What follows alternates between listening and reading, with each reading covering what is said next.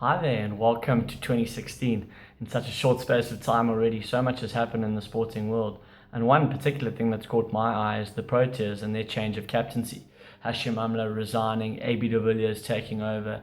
It really has got people talking. But it's really thrown this thing up for me around, isn't the concept of having one captain a little bit dated? If you think about it, a captain has got so many things to do. He's got to motivate, inspire, he's got to create discipline, he's got to set some direction, he's got to do so many things. To ask one person to do all those things doesn't seem right, especially if you consider the fact that we've all got different strengths. Now, if I lead from a place of strength, I'm more likely to do well. So you look at a Hashim Amla, perhaps a quieter, thinking style of leader. AB de Villiers, a little bit louder, a little bit more motivational style of leader. I read recently an article talking about a task-oriented leader and a motivational-oriented leader and how you need both, but to ask one person to do both things is very, very difficult. So therefore, I think it's actually better to have quite a few leaders, and your captain, so to speak, is the figurehead, but actually you're asking many people to do different things. It also depends on the timing in terms of what does the team at that time need. You look at the Proteas of the past, they've had Graham Smith, an inspirational style leader, and perhaps that worked. Now you've got a team in transition, a lot of young guys coming in, still trying to find their feet a little bit. Is the Hashim Amla style of captaincy the one that's needed? Or is a more inspirational, more forceful, more instructional leader the one that's needed? It brings to mind this concept that comes from a long time ago from Jungian psychology, which is this concept of archetypes, where you've got people who have got many personalities, but they gravitate most towards one of these archetypes.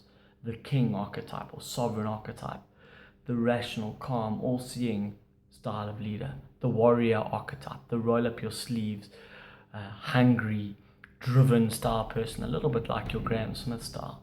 You've got your magician style leader. Your magician style leader is the one who thinks out the box, a little bit different, can create magic, so to speak. And then you've got your lover archetype. And your lover archetype are the person who values energy and relationships and builds good bonds with people. Now, each one of us has little bits of those in us, and it might be difficult to say we are X or we are Y, but there's definitely one that's more natural for us. And I think it's important when you look at a leadership team or committee, as you call it, or a leadership group, to make sure that you've got each one of those archetypes catered for, and that at a specific point in time each leader comes to the fore. So if you look, I was looking at a former coach of the Proteas, or a performance coach of the Proteas, Paddy Upton, is now working as a head coach in Australian cricket in the Big Bash. A great leader, good facilitator, strategic thinker, someone who asks great questions.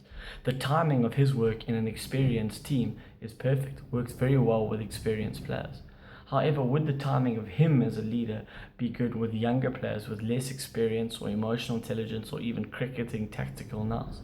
That's a difficult one, not criticizing him at all, but certainly one is about looking at what leader does a team need at the time, and are you playing to that leader's strengths? And I think that's most important for the Proteas going forward. I don't think it's about AB or Hashim or anyone else for that matter. I think it's about creating an environment where each person's strengths come to the fore at the right time, and that they're encouraged to do that. In fact, I think the Proteas will do very well, because I think at the end of the day, Hashim Amla is a reluctant captain. He's a reluctant leader.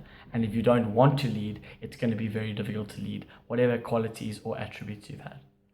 So think about it. Important to make sure you've got people at the right time operating in their sphere of strength and doing only what they're good at and what they want to do.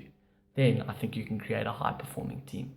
Thanks very much for listening, and please make sure you share this. Cheers.